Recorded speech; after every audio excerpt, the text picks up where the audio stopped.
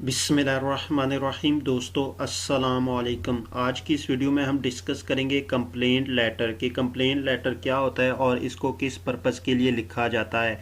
चूँकि यहाँ पे हम बिज़नेस लेटर्स को डिस्कस कर रहे हैं तो इसलिए यहाँ पे हम कंप्लेंट लेटर को बिज़नेस के पॉइंट ऑफ व्यू से डिस्कस करेंगे। तो हम स्टार्ट करते हैं।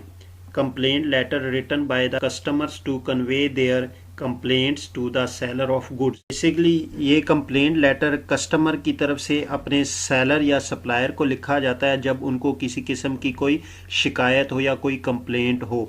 बेसिकली आप जब भी किसी के साथ कारोबार करते हैं, बिजनेस करते हैं, तो आपको डिफरेंट किस्म की सिचुएशन फेस करना पड़ती है। तो सम टाइम आपको उनकी तरफ से कोई शिकायत भी हो सकती है, तो उस शिकायत को आप जब रिटन फॉर्म में लिखते हैं तो उस लेटर को हम कंप्लेंट लेटर कहते हैं। तो अब हम इसके काजेज डिस्कस करते हैं या रीज़न डिस्कस करते हैं। Causes or reason of complaint letter, यानी जो कंप्लेंट लेटर लिखा जाता है इसकी बेसिकली कौन कौन सी रीज़न हो सकती है, किस रीज़न की वजह से आप ये लेटर लिखने पे मजबूर हो जाते हैं। बेसिकली ये हमारे पास कुछ रीज़न या पॉइंट्स है कि जिसकी बेस पे हम अपने सप्लायर या जो सेलर है उसको कंप्लेंट लेटर लिख सकते हैं। यानी आपकी जो डिलीवरी है अगर इसमें कोई भी पॉइंट एग्जिस्ट कर सके तो आप कंप्लेंट लेटर लिख सकते हैं।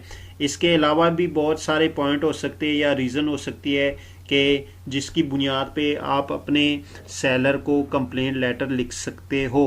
तो हम इसको डिस्कस करते हैं।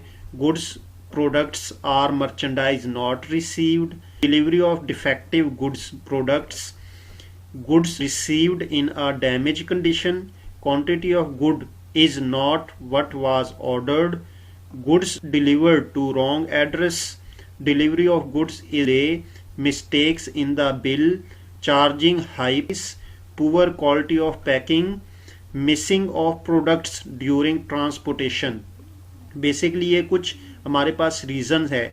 आपने जिन प्रोडक्ट्स या गुड्स के का ऑर्डर दिया है अगर उसमें से इनमें कोई भी पॉइंट एग्जिस्ट करे तो आप कंप्लेंट लेटर लिख सकते हैं।